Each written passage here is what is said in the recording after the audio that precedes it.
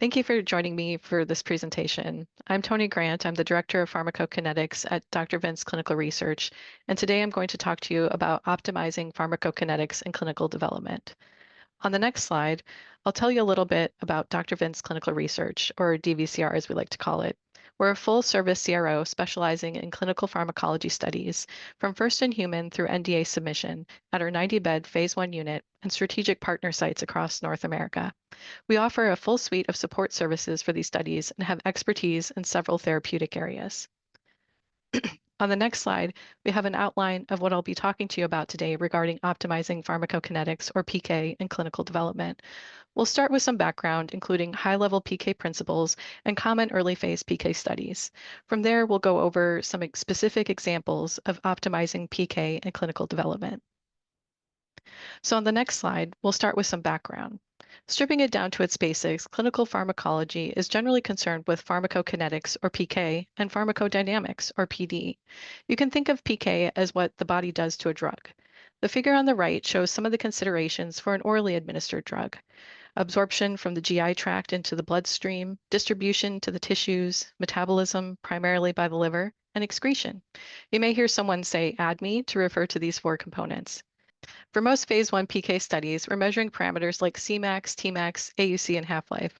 To get an idea of what these parameters mean, we have a simple concentration time curve on the left, which shows the drug being absorbed into the systemic circulation over time and reaching a maximum. And then we see the concentrations begin to drop as the curve begins to be more representative of distribution of the drug to the tissues and elimination from the bloodstream. So as for the parameters, we have Cmax, which is the maximum concentration on our plot, or the peak exposure, and then Tmax, which is the time at which this maximum concentration occurs. Then AUC is literally the area under the curve, which is a measure of overall exposure. Finally, we have the half-life, which is the time it takes for the drug level to reduce by half, which can be derived from the slope on the semi-log scale during the terminal portion of the curve. The other side of the coin from PK is pharmacodynamics, which you can think of it as what the drug does to the body. I won't spend much time on PD during this presentation, but just wanted to highlight that PD can include measures related to efficacy or even undesired effects. And we're often interested in how the PD results are related to the PK results, because the idea is if we know how much of the drug is getting absorbed into the circulation and distributing to the tissues, both on target or off target, and we also know something about the relationship between PK and the response, then we can make some predictions about the PD response based on the level of exposure. On the next slide, we'll begin to set the stage by going over a few types of PK analyses we'll be discussing in this presentation. But before I start, I just wanted to say that for the sake of time and simplicity, I'll be making some generalizations in this presentation. So first off, we have non-compartmental analysis, or NCA, which is the least complex method of PK analysis and based on simple mathematical formulas. This method is commonly used to analyze data from healthy subjects in phase 1 studies because it's so straightforward, though it does require sufficient sampling because it's so reliant on observed data. In contrast, population PK, or POP-PK modeling, is based on more complex mathematical formulas and can use data from multiple individuals to allow for sparse sampling, as may be required for analysis of data from phase 2 or 3 studies in patients. Finally, we have physiologically based PK modeling, or PBPK modeling. This method combines mathematical models of physiological, physiochemical, and biochemical processes with available PK data to predict PK in desired scenarios. This is obviously the most complex and time-consuming method, and while the predictive performance varies, it can be a powerful tool to inform study design and predict exposure, particularly for scenarios that would be otherwise not possible to test in volunteers. On the next slide, we have a summary of the three methods we just introduced, including when the various analyses would be useful.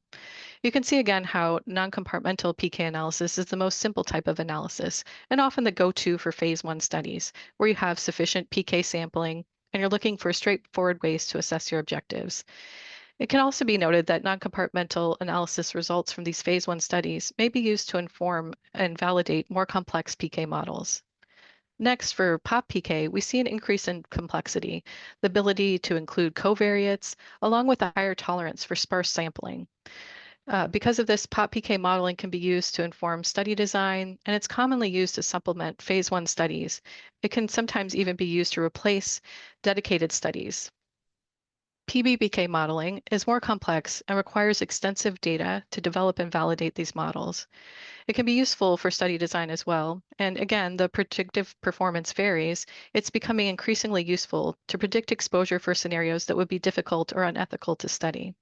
And we'll go into some further details on the how and when some of these methods can be used later in the presentation. But first, on the next slide, we'll talk about some common early phase PK studies. I'm sure most of you have seen some sort of list with the various phase 1 clinical pharmacology studies. And what I wanted to have us begin thinking about is how PK is affected by the variables we test in these studies and what the PK results tell us from there. For example, single and multiple ascending dose studies, also known as SAD-MAD studies, test various dose levels and dosing regimens. While the primary objective is safety, the PK data from these studies give us valuable information about an appropriate dosing regimen. That is, how much of the drug or product subjects should receive and how often to achieve a given level of exposure. Then we have human mass balance studies, which are looking at those fundamental PK characteristics we talked about.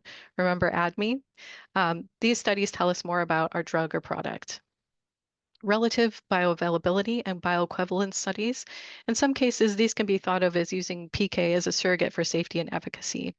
In these studies, we take advantage of the assumption that if we see PK, the same PK for two treatments or products, then we would expect the same efficacy and safety to hold as what we've seen for the reference in previous clinical trials.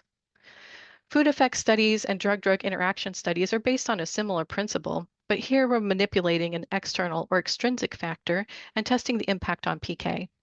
If there is no or minimal impact on PK, then we can assume that food or the interacting drug in question doesn't impact safety or efficacy either. Studies of renal or hepatic impairment or other special populations are looking at the impact of intrinsic factors on the PK. If we see changes in PK associated with these special populations, that might mean that these populations would need dosage adjustment or perhaps should avoid the product entirely.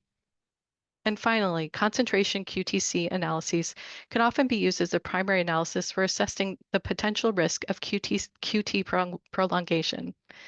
This is an example of an application of exposure and response relationship assessment to get an idea of the safety of a product. On the next slide, we'll begin to dig a little deeper on some of these studies to see examples of how we can use PK to optimize clinical development. We'll start with SAD-MAD studies. As I mentioned briefly before, we can use these studies to tell us how much of a product we should give and how often. Generally speaking, we likely have some idea of our target range of exposure that we're aiming for, a range that should give us some efficacy and yet stay below a level that would not be well tolerated. If we're just basing this range on non-clinical data, as we often are, there can sometimes be surprises. So it's generally a good idea to analyze PK data during the study, along with analyzing the safety results. These interim or bi-cohort PK analyses can confirm for us that exposure is in the range we were expecting and can also be useful for confirming that PK sampling is sufficient to adequately characterize the PK. We often have our PK scientists perform these analyses and produce blinded PK summaries with a rapid turnaround to support dose escalation decisions, sometimes lagging by a cohort if there's not sufficient time. On the next slide, we'll go into some more considerations for SAD-MAD studies. In addition to evaluating the exposure range, the linearity and dose proportionality may be evaluated as you go, either informally by comparing summary statistics across dose levels or via inferential statistics. If you find yourself outside the range where exposure increases linearly and proportional to dose, you may need to make some changes on your planned dosing regimens. Finally, you can also use PK data from single dose cohorts to inform MAD dosing regimens. The rate constant related to half-life can be used to predict the exposure after repeated doses. Depending on the product and indication, you may be worried about keeping those troughs or minimum concentrations above a certain threshold for the sake of efficacy, or you may conversely be worried about keeping accumulation below a certain level to avoid AEs. By predicting what exposure you'll see after repeated doses, you can plan your MAD dosing regimens accordingly. On the next slide, we'll move into the example of renal and hepatic impairment studies. Remember, these studies are assessing the impact of intrinsic factors on PK to determine if dose adjustment is required. As we know, the liver is important for metabolism of many products, and biliary excretion is also important for some. The kidneys are also involved in elimination of many products as well. And it's important to remember that renal impairment may impact the PK of drugs that are not primarily excreted in the urine due to aspects such as altered plasma protein binding. Therefore, investigations of the impact of renal and hepatic impairment are important for many products, though dedicated studies have become increasingly difficult to recruit. Some of the PK tools and concepts may be utilized to reduce patient burden and so allow these studies to be more easily recruited. On the next slide, we'll start with taking an example for evaluating the effect of hepatic impairment. In some cases, an adaptive or reduced design may be appropriate. In this example we have here, participants with moderate hepatic impairment and normal hepatic function are dosed first. Then a quick interim PK analysis is performed to determine if there is an impact of moderate impairment on PK. If not, then it can be assumed that mild hepatic impairment would also not have a significant effect on PK, and so you would be able to stop with a reduced design. But if there's an effect of moderate hepatic impairment on PK, then the decision may be made to proceed to test volunteers with mild hepatic impairment to see if there's an effect. On the next slide, we'll talk about how adaptive design may also be used for renal impairment studies. In this example we have here, volunteers with end-stage renal disease, considered the worst-case scenario, and volunteers with normal renal function are dosed first. Again, an interim PK analysis is performed to determine if there's an effect of renal impairment on PK. If there's no effect, then you're done. You can apply the results to mild and moderate renal impairment as well. And then if there is an effect, you can proceed to test volunteers with mild and moderate renal impairment. Now, these examples of adapt and reduce designs supported by interim PK analysis are certainly useful, but on the next slide, we'll see how we can take things a step further by using some of our other PK modeling tools. POP-PK modeling can be used to analyze PK data from patients in phase 2 and 3 studies across the spectrum of renal or hepatic function. You can use POP-PK in combination with a dedicated study with adaptive or reduced design. For example, if you saw an effect of moderate hepatic impairment in the adaptive design example we discussed earlier, you could potentially avoid adding an arm to test mild hepatic impairment by analyzing data from phase 2 and 3 studies. Moreover, POP-PK modeling could be used in lieu of a dedicated study if a number of factors are satisfied, such as sufficient recruitment across the spectrum of renal and hepatic function, sufficient study design and planning, and adequate sampling, etc. Finally, PBPK modeling can be used as a predictive tool to guide study design and protocol development. It can also be used as a supplement to predict exposure for scenarios that are difficult or unethical to study. For example, you plug in the results from a dedicated study and use PBPK modeling to look at the effect of renal or hepatic impairment at steady state, or the effect of the combination of renal and hepatic impairment on and drug-drug interactions. And this is an area that's rapidly evolving and may become even more important in the future as our ability to predict exposure improves. In fact, on the next slide, we have a random sampling from the literature of how POP-PK and PBPK modeling are being used to evaluate the need for dose adjustment or to predict the impact of renal and hepatic impairment on PK. I won't read through all of these, and these citations are on the last slide for future reference. But the point is, this is being done a lot. These references weren't hard to find, and importantly, these methods are being accepted by regulatory agencies. On the next slide, we'll move on to drug-drug interaction studies, or DDI studies. As we discussed before, DDI studies are an example of looking at the impact of extrinsic or external factors on PK. Dedicated DDI studies may be conducted to evaluate the investigational product as a perpetrator, that's the drug that is causing an effect on another drug, or as a substrate of DDIs. We may be looking at enzyme or transporter-mediated interactions. The results of those may be extrapolated then to other drugs of the same class. Or we may be looking at other drugs that are likely to be prescribed and taken in the target population, such as oral contraceptives. From a strategic perspective, dedicated DDI PK studies run early in the program have the potential to identify unnecessarily restrictive inclusion and exclusion criteria to make recruiting easier and compliance better, while balancing the need to avoid introduction of unwanted variability. As we'll talk about more on the next slide, the results of these dedicated studies, often in combination with other available data, can also be fed into more complex PK models to draw further conclusions about what interactions are potentially clinically relevant. Now, my temptation was to spend this slide here talking about DDI cocktail studies, which are certainly an important tool to streamline phase 1 DDI studies. But since that topic is fairly well known, I instead decided to capture some of the newer topics in the latest FDA guidance on DDI studies. Similar to what we talked about with the evaluation of renal or hepatic impairment, POP-PK and PBPK modeling may be useful tools to assess DDIs.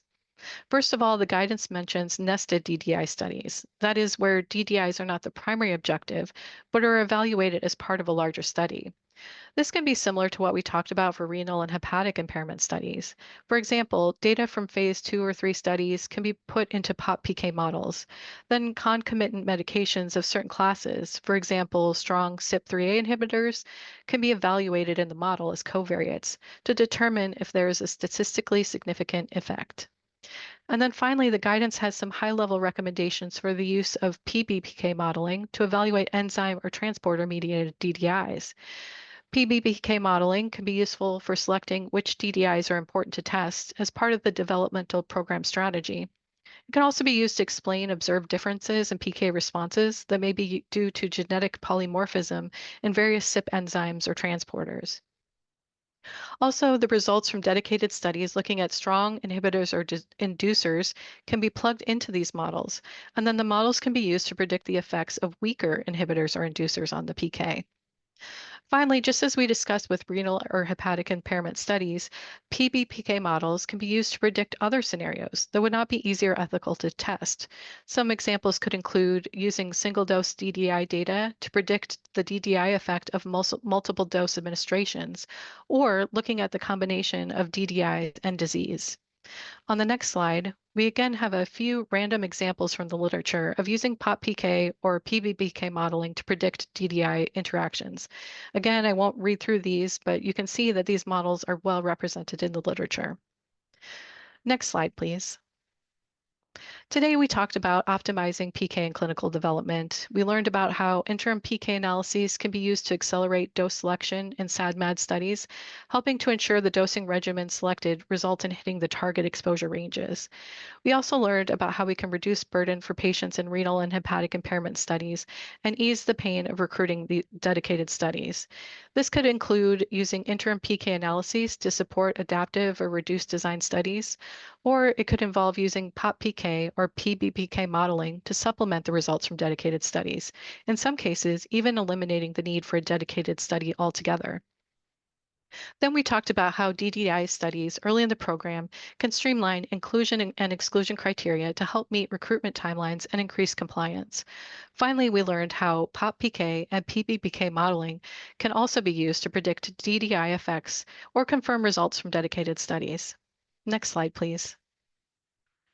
Thank you for your attention. If you have any questions, please feel free to contact me at my email listed on this slide. And you can also scan the QR code to learn more about Dr. Vent's clinical research. Thank you.